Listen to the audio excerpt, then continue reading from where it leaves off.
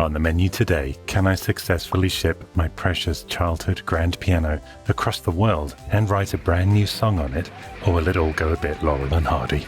Welcome to Retro Recipes. Welcome.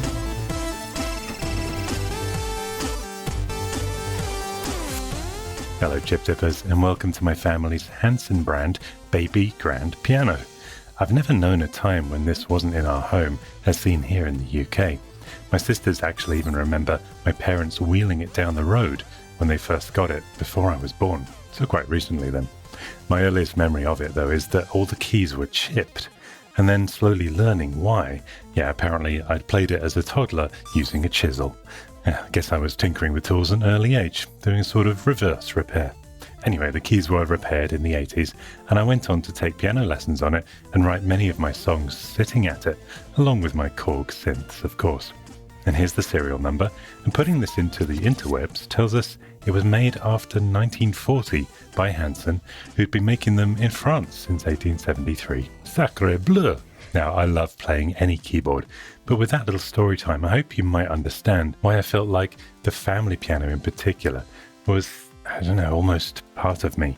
It's hard to explain, but sitting down at it to play those familiar keys and both hear and feel its unique resonance and characteristics had always been a form of therapy for me, I suppose.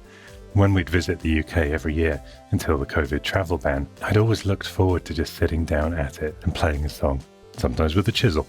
And you might feel the same way, I don't know, when you sink into a hot bubble bath or fire up your favourite retro game that you played as a kid. Or maybe you have a beloved instrument that feels like an extension of you. Just chill out time to soothe the soul.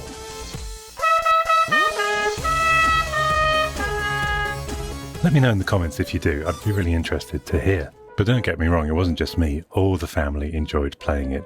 And as you can tell, one of my sisters is much better at it than me. And of course, Mum loved it too.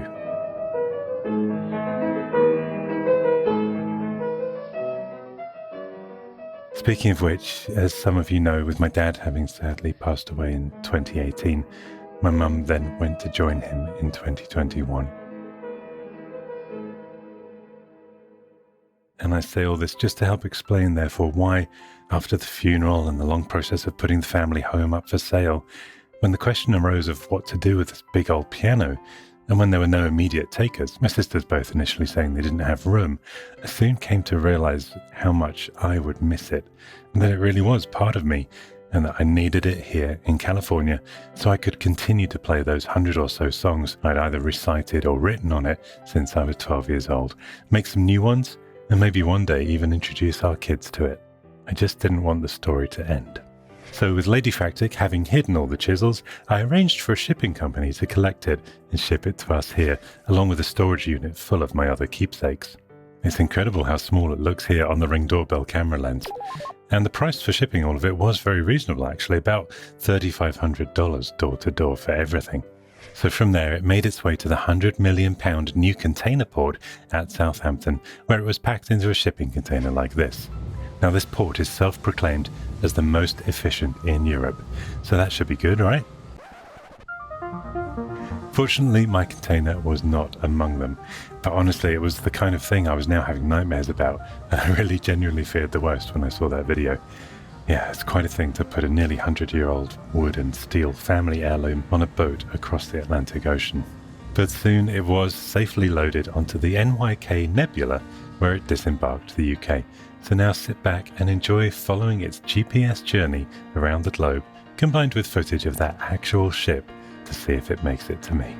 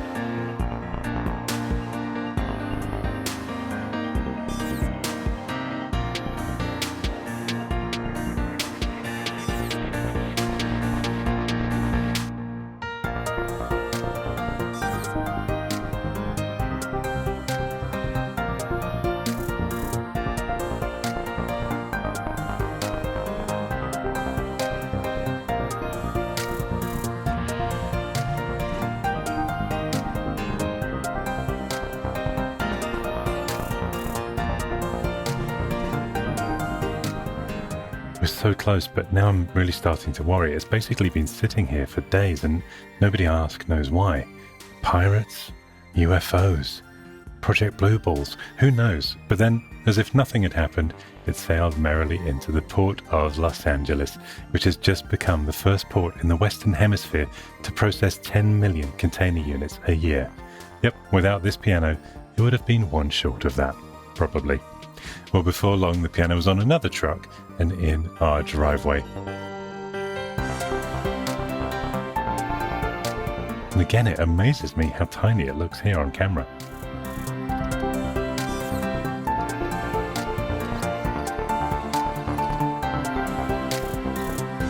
Well, it seemingly made it in one piece, which is just incredible, and the rest of the family were quite relieved too.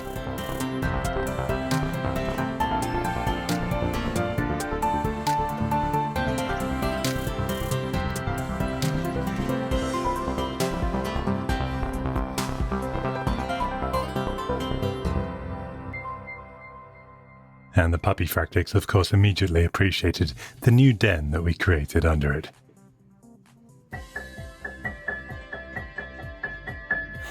Come on.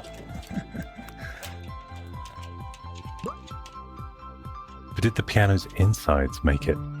Well, no, and yes. It needs tuning. Some of the keys are sounding double notes, and others are clicking badly.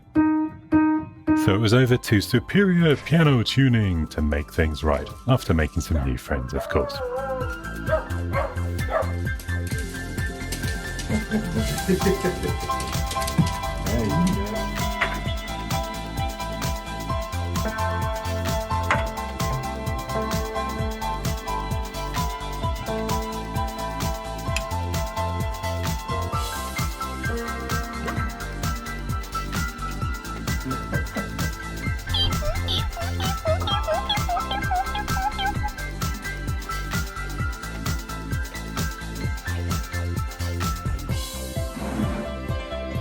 That is amazing. I never would have thought that just comes out like that. Yeah, it's actually easier than some uprights. Well, it's an old guy, and except they restrung, giving you tuning pins also. Right. That's part of the problem. So that screw just moves it left and right? Yeah, moves it left to right, yeah. So you just wiggle it very lightly. If you feel any kind of gap, a little loose on the glue joint, then that's more than likely what's causing a click. You can see how angled that is? Yeah. Yeah, that's part of your problem. So to keep that from happening, I'm going to drive it in for you a little bit. Okay. All right. So I have to play it from that end now. Yeah, you play it from there.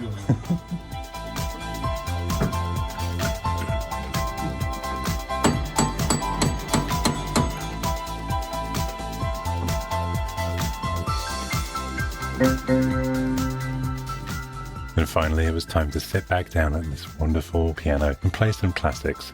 No, not Beethoven, you silly goose. Who'd like to hear the Retro Recipes theme tune as I originally wrote it?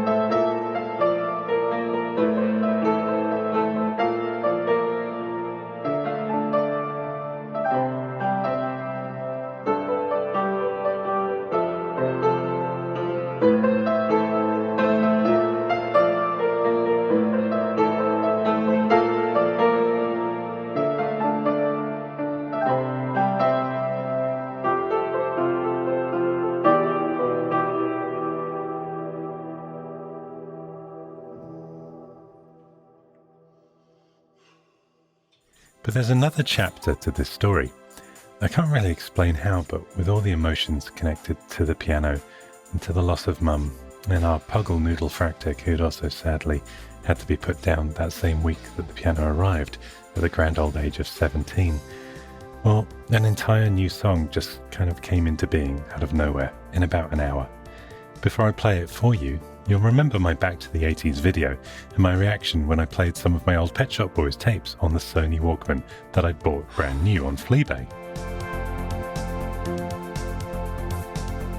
And this had led me to a bit of a recent fascination with that specific nostalgic tape sound quality, to the point where I've been researching and playing with tape loops and other ways to manipulate analog sound like that. And with that, I was interested to discover if I could create a sort of instant nostalgia with a brand new song played on an old piano and recorded into that same exact model Boots cassette recorder that I had when I was a kid.